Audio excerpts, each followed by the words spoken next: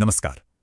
कभी सोचा है कि हिंदू देवी देवताओं की छवियों में इतने सारे हाथ, अलग अलग मुद्राएं और प्रतीक क्यों होते हैं?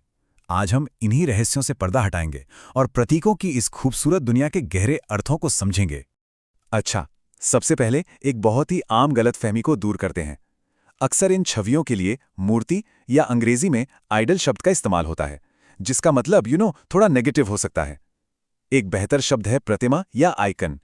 ये सिर्फ एक तस्वीर नहीं है, बल्कि एक पवित्र प्रतीक है जिसमें बहुत गहरे आध्यात्मिक सत्य छिपे होते हैं।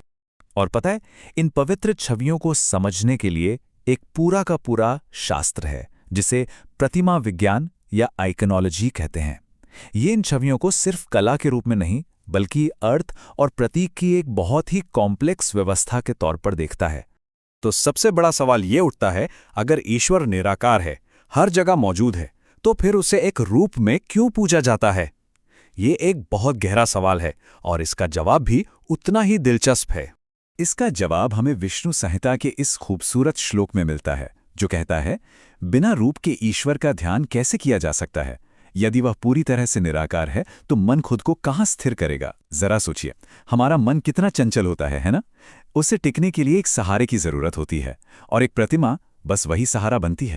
इसको ऐसे समझिए, ईश्वर हर जगह है, बिल्कुल वैसे ही जैसे सूरज की रोशनी हर तरफ फैली हुई है। लेकिन एक प्रतिमा उस लेंस की तरह काम करती है जो सारी रोशनी को एक बिंदु पर फोकस कर देती है, जिससे भक्त के लिए उस दिव्य ऊर्जा से जुड़ना आसान हो जाता है। तो अब हम आते हैं इस विश्लेषण के सबसे रोमांचक हिस्से पर। देखिए, एक प्रतिमा सिर्फ एक छवि नहीं है, ये तो प्रतीकों की एक पूरी भाषा है।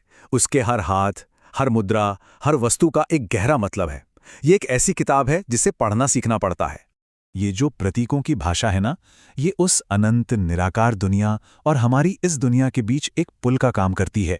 जिन गहरी आध्यात्मिक बातों को शब्दों में कहना मुश्किल होता है, उन्हें इन प्रतीकों के जरिए एक रूप दे दिया जाता है। तो चलिए, तैयार हैं? अब इस भाषा को पढ़ना सीखते हैं।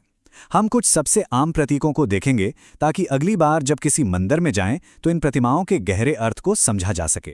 शुरुआत करते हैं आसनों से।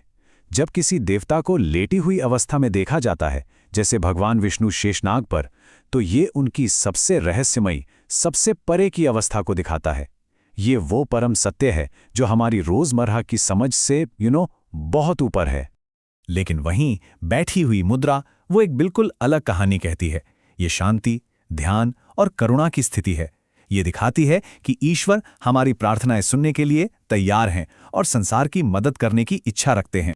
और फिर जब किसी देवता को खड़ी मुद्रा में देखते हैं तो समझ जाइए कि ये उनकी सबसे एक्टिव, सबसे सुलभ अवस्था है।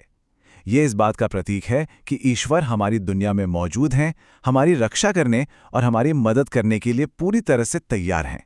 तो देखा कैसे अलग अलग आसन ईश्वर की अलग अलग अवस्थाओं को दिखाते हैं, परे, संभावित और सक्रिय। अब बात करते हैं भुजाओं की। अक्सर देवी देवताओं की 4 भुजाएं देखते हैं, है ना? पर यह सिर्फ एक आर्टिस्टिक चॉइस नहीं है। 4 की संख्या वाकई बहुत शक्तिशाली है।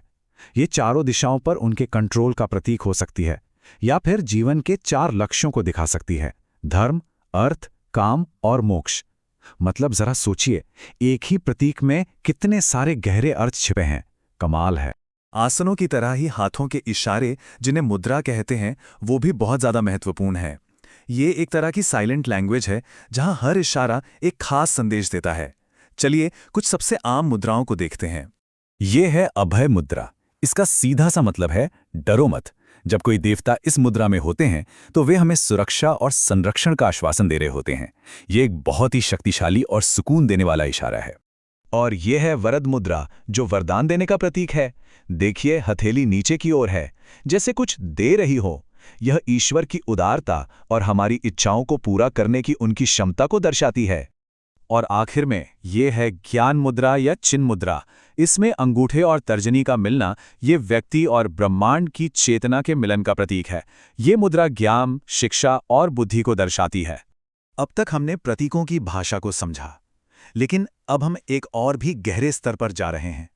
एक भक्त के लिए एक प्रतिमा सिर्फ पत्थर या धातु का टुकड़ा नहीं है, बल्कि वो खुद ईश्वर की एक जीती जागती उपस्थिति है। यहाँ संस्कृत का एक शब्द मूर्ति अपने असली अर्थ में बहुत मायने रखता है। भले ही आज आम बोलचाल में इसे अलग तरह से इस्तेमाल किया जाता हो, पर इसका असल मतलब सिर्फ एक छवि नहीं, बल्कि ईश्वर का एक अवतार या स्वरूप है। समझिए कि ये एक ऐसा पात्र है जिसमें दिव्य ऊर्जा रहती है। और जब एक प्रतिमा की प्राण प्रतिष्ठा की जाती है, मतलब जब उसमें प्राण डाले जाते हैं, तो वो एक भक्त के लिए बस पत्थर या धातु नहीं रह जाती। वो एक जीवित इकाई बन जाती है, जिसके माध्यम से सीधे ईश्वर से जुड़ा जा सकता है, अपनी प्रार्थनाएं की जा सकती हैं और आशीर्वाद पाया जा सकता है। तो हमने देखा कि कैसे हिंदू प्रतिमाएं प्रतीकों की एक इतनी गहरी, इतनी खूबसूरत भाषा बोलती हैं। ये हमें सोचने पे मजबूर करता है ना, कि हमारे आसपास ऐसी और कितनी विजुअल लैंग्वेजेस छिपी हुई हैं जिन्हें हम बस देखना नहीं जानते। हो सकता है कला में, प्रकृति में, यहाँ तक कि हमारे सपनों में भी ऐसे ही गहरे अर्थ छिपे हों।